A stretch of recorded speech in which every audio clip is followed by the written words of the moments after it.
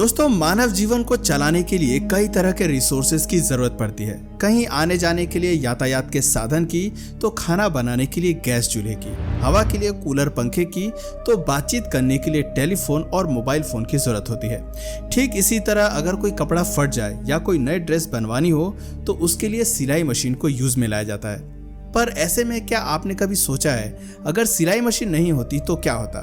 ना तो fashion industry होती, ना आपके पसंदीदा कपड़े बन पाते और ना ही आपको स्टाइलिश लुक मिल पाता। ऐसे में सिलाई मशीन की इम्पोर्टेंस को तो आप भी समझ गए होंगे, लेकिन अगर बात करें इसके इतिहास की तो शायद ही कोई जानता होगा कि दुनिया की पहली सिलाई मशीन किसने और कब बनाई थी, कौन थे इसके आविष्कारक और कैसी दिखती थी सबसे पहली सिलाई मशीन। दोस्तों, अगर आप भी इन सभी सवालों के जवाब जानना चाहते हैं तो हमारे साथ इस वीडियो में अंत तक बने रहिएगा। दोस्तों, आज हम कपड़े सिलने के लिए जिस सिलाई मशीन का इस्तेमाल करते हैं वो पुराने समय में इस्तेमाल में लाई जाने वाली सिलाई मशीन से बिल्कुल डिफरेंट है और साथ ही इजी टू यूज है। और ये बात इतनी श्योरिटी से मैं इसलिए कह पा रहा हूँ क्योंकि हड़प्पा कालीन अवशेषों से और पुराने पेंटिंग से ये ज्ञात होता है कि आज से लगभग 20,000 साल पहले लोगों ने हाथ से सिलाई करना शुरू कर दिया था। और उस समय सिलाई के लिए सुइयों को हड्डियों और जानवरों के सींगों से बनाया जाता था। वहीं धागा बनाने के लिए जानवरों की खालों को प्रयोग में लाया जाता था। और इससे ये बात तो क्लियर है कि इंसान ने सुई धागे बनाने के लिए बहुत सारे जानवरों की जान ली है, क्योंकि उस समय तक सुई को बनाने के लिए कोई मेटल मौजूद नहीं था और ना ही धागे के लिए कोई फैब्रिक था। लेकिन 16वीं शताब्दी के आसपास जब लोगों का बौद्धिक विकास हुआ तब हाथ से सिलाई करने के लिए मेटल की सुई और कॉटन के धागों का इस्तेमाल में लाया जाने लगा।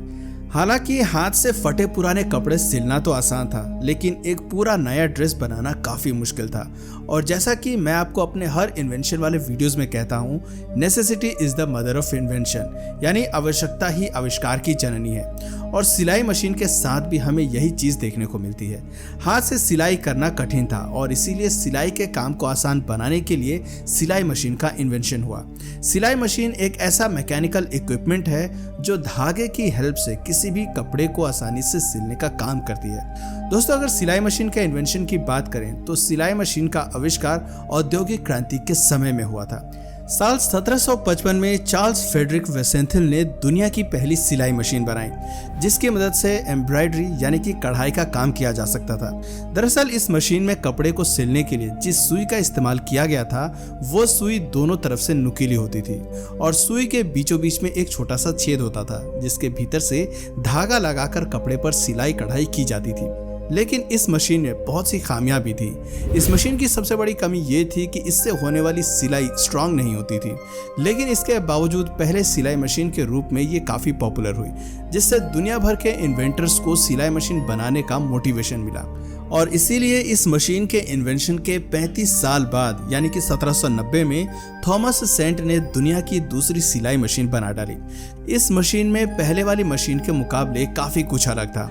इस मशीन में धागे से भरी एक चरखी थी और कपड़े को सिलने के लिए एक बड़ी सी सुई लगाई गई थी। ये सुई दिखने में ठीक वैसी ही थी जैसी सुई आज के समय में मोची जूते सिलने के लिए इस्तेमाल में लाते हैं।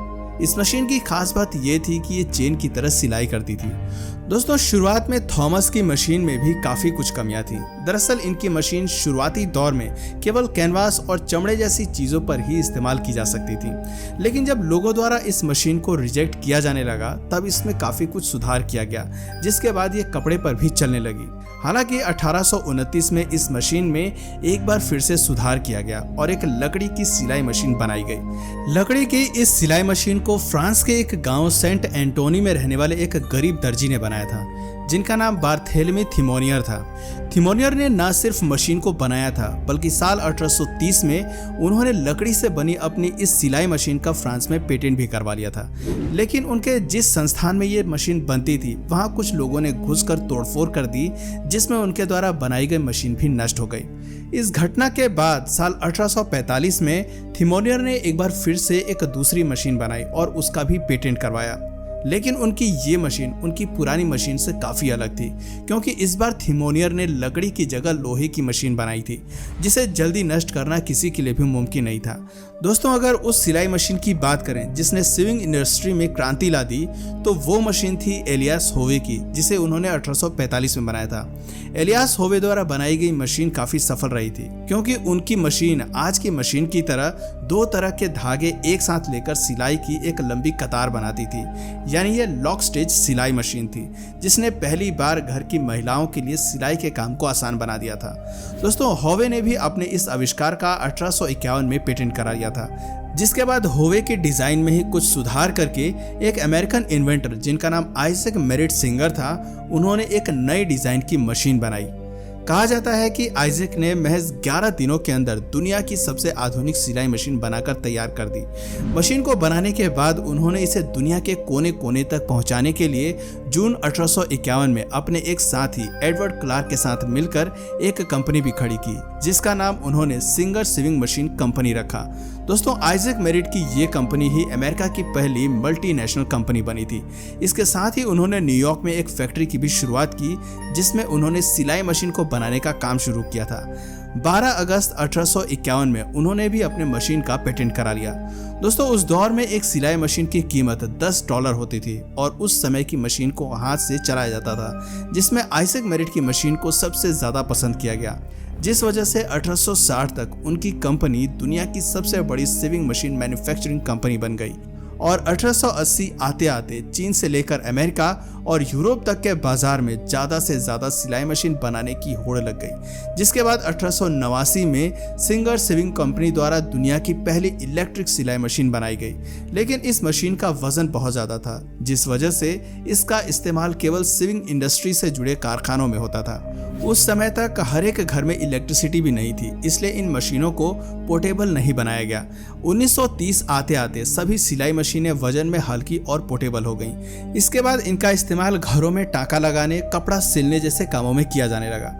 दोस्तों, सिलाई मशीन की इस वीडियो में मैंने कुछ गिने चुने ही लोगों के नाम का जिक्र किया है, जिन्होंने सिलाई मशीन के इन्वेंशन में अपना महत्वपूर्ण योगदान दिया है। लेकिन इसके अलावा भी बहुत से ऐसे लोग हैं जिन्होंने आधुनिक सिलाई मशीन को हम तक पहुंचाने में मदद की है। आज हम और आप जो सिलाई मशीन अपने घरों में देख रहे हैं, उसमें प्रयोग होने वाला up and down system Isaac merit singer द्वारा बनाया गया था।